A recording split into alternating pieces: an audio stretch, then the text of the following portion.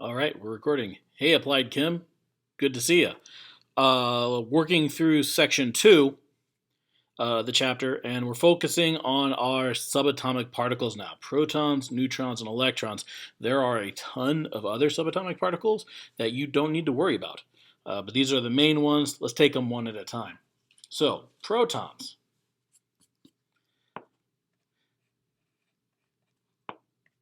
Abbreviation, P+, because they're positive.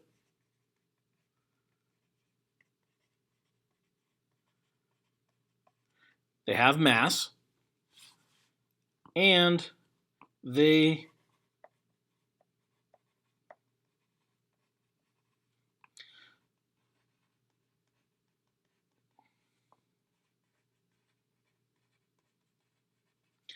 determine the identity of an atom. Well, what does that mean? Well, the simplest atom we have is hydrogen. And the question is, how do we know it's hydrogen? Well, we know it's hydrogen because it has one proton. Well, the next one is helium. Well, how do we know it's helium? Because it has two protons. How do I know gold is gold? Because it has 79 protons. The proton is the identifying subatomic particle because that is stationary. It doesn't move around, it doesn't transfer, it's just there.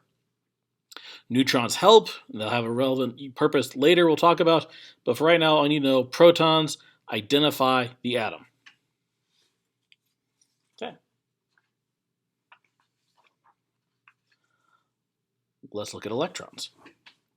Electrons, abbreviated E negative, because they are negative. Now, time out. I have this problem every year. Electrons are negative. Neutrons are neutral. Just because proton starts with P and neutron starts with N does not mean neutrons are negative. That's not how it works. I have somebody screw it up every year. Neutrons are neutral. Electrons are negative. Okay? Okay. So, electrons are negative, and they have no mass. They're so much smaller than the protons and the neutrons, they effectively are massless. Now, is that 100% true? No, I have it in quotation marks. They have a very, very small mass, but comparatively, they're massless. You don't need to worry about their mass.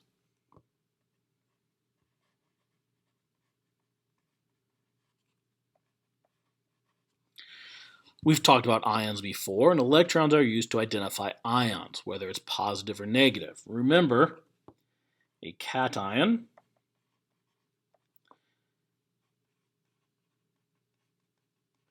is positive, and that means it has lost electrons.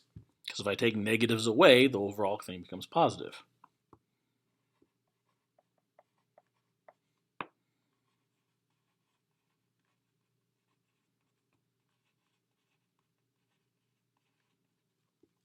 Anions are negative, which means they have gained an electron. Because if you add more negative charge to it, it becomes negative. Atoms are neutral, which means the number of electrons equals the number of protons. The positives and the negatives have to balance out. That's what makes them neutral. So, electrons, negative charge, no mass, and they're used to identify the type of ion it is. If it's a positive ion, it's lost electrons. If it's a negative ion, it's gained electrons. If it's neutral, electrons and protons are equal. Okay, one more. Neutrons, abbreviated N0, are of course neutral. They are, however, massive. They do have mass. And the purpose of the neutron is to create a stable nucleus. And think about this, right? What are the things in the nucleus? Protons and neutrons. If it were just protons, if you have two positives by each other, what do? They repel. So if you had just protons going on, they would try to push each other apart. Would that make for a stable nucleus? No. So what we do is add some neutrons in between them to help them stay together. There's fancy terms for this. They exert what's called a nuclear force.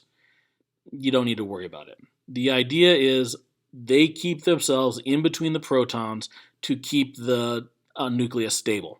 Now, what happens if a nucleus doesn't have enough neutrons and it's unstable? Well, that's what we call radioactivity, and that's a different video because that's a long, complex topic. The idea is if you don't have enough neutrons, the atom's unstable, the atom tends to split apart, releasing energy in the process. So neutrons are important because they keep the nucleus stable. An unstable nucleus means it's radioactive. And they help us by identifying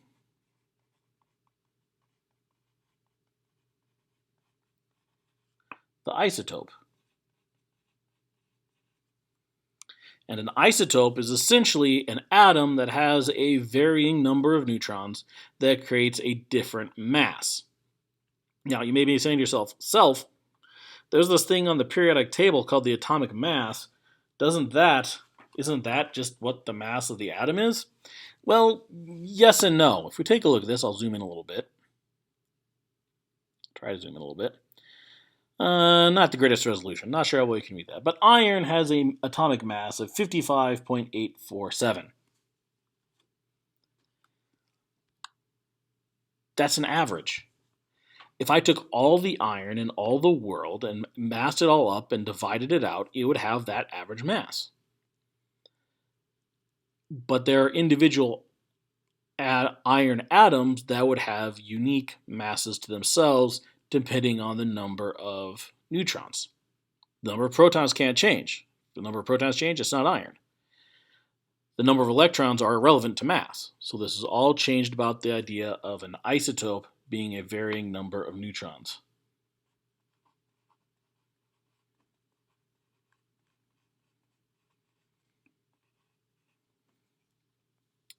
So what does that mean for us as a whole? Well, I have these three subatomic particles: neutrons, protons, and electrons. And together, move it down a little bit, together they give me a bunch of information about the atom. And what they end up doing is making some new terms for us.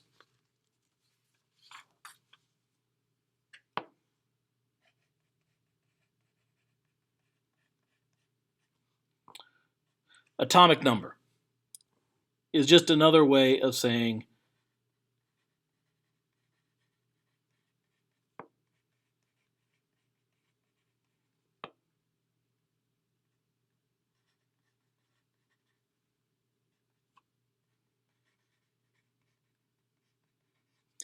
is just another way of indicating the number of protons. That's the atom identity. If you look at your periodic table, boom, that's that number.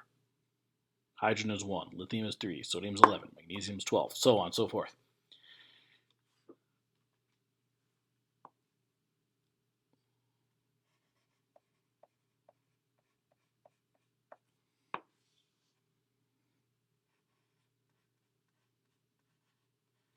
The mass number is literally the number of massive particles, the protons plus the neutrons, and this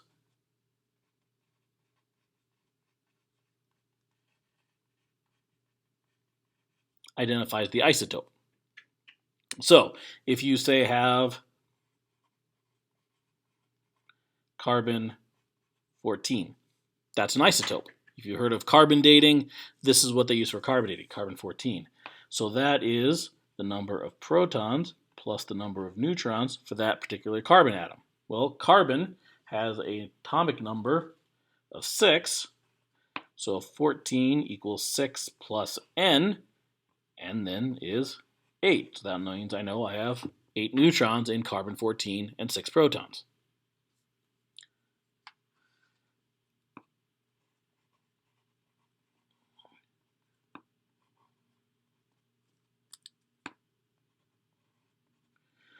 The charge then is the combination of protons and electrons, protons minus electrons.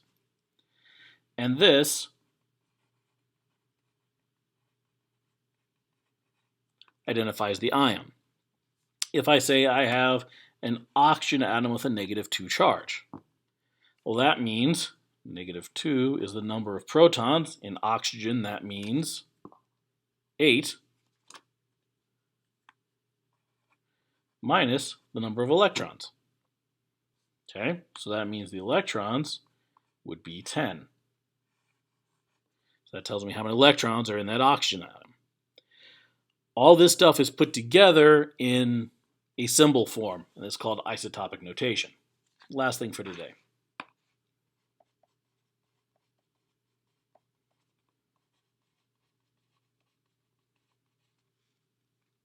You take any element and have its mass number,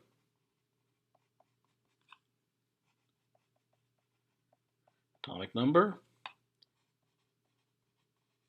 and charge surrounded around it.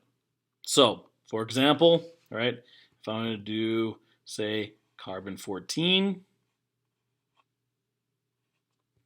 it'd look like that. If I wanted to do oxygen-16, oh, I made a mistake. That should be a 6, not an 8. That kind of stuff. It's just a nice, easy, shorthand way of giving us a bunch of information about a particular isotope of a substance all at once. All right, we'll work some more of this stuff a little bit later. I'll do some more examples. This is just to get the basics down. Hope this helps. If you have any questions, get a hold of me. Let me know. Have a great day.